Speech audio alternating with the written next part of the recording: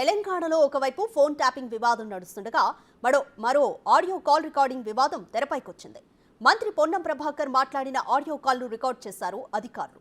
ఒక మంత్రి ఫోన్ కాల్ను ప్రభుత్వ అధికారులు ఎలా రికార్డ్ చేస్తారని ఆయన ఆగ్రహం వ్యక్తం చేశారు.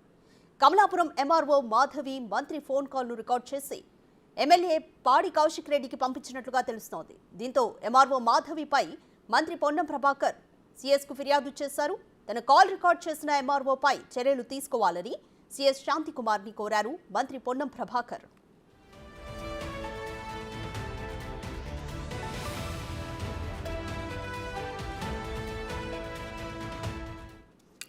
కళ్యాణలక్ష్మి చెక్కులను ప్రభుత్వ అధికారులు స్థానిక సర్పంచులే పంపిణీ చేయాలని హనుమకొండ ఆర్టీఓ రమేష్ కమలాపురం ఎంఆర్ఓ మాధవిని ఆడియో కాన్ఫరెన్స్ ద్వారా ఆదేశించారు.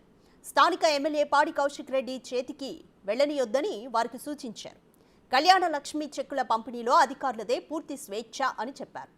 సంబంధిత ఆడియోను ఎంఆర్ఓ రికార్డ్ చేసి ఎమ్మెల్యే కౌశిక్ రెడ్డికి పంపడంతో ఆయన సోషల్ మీడియాలో వైరల్ చేశారని ఆరోపించారు మంత్రి పొన్నం.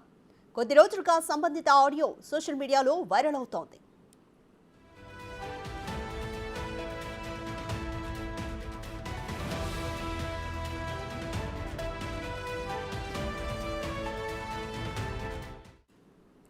మరోవైపు ఫోన్ కాల్ రికార్డింగ్ వ్యవహారంపై సీఎస్ శాంతికుమారి సీరియస్ అయ్యారు. కమలాపూర్ తహసీల్దార్పై చర్యల విషయంపై నవీన్ మిట్టల్కు ఫార్వర్డ్ చేసినట్లు తెలుస్తోంది. ఎన్నికల కోడ్ ఉన్న నేపథ్యంలో తహసీల్దార్పై చర్యలు ఆలస్యమయ్యే అవకాశం ఉంది.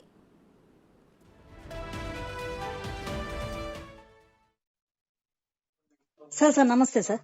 ఆడియో గారు లైన్ ఉన్నారు. మాధవి, ఇంతకుముందు మినిస్టర్ గారు కాల్ చేసిన నమస్తే అమ్మా. సార్ అది ఇప్పుడు మొన్న మీరు చెక్కుల గురించి చెప్పారు కదా, కళ్యాణ లక్ష్మి. అవును సార్. అదే మంత్రి గారి దృష్టిలో పెట్టి వాళ్ళు చెప్పినట్టుగా ఆ టైం తీసుకొని చెయ్యండి అని చెప్తారు. మళ్ళీ దృష్టిలో పెట్టే ఏం లేదు. ఒక నిమిషం ఆడియో సార్.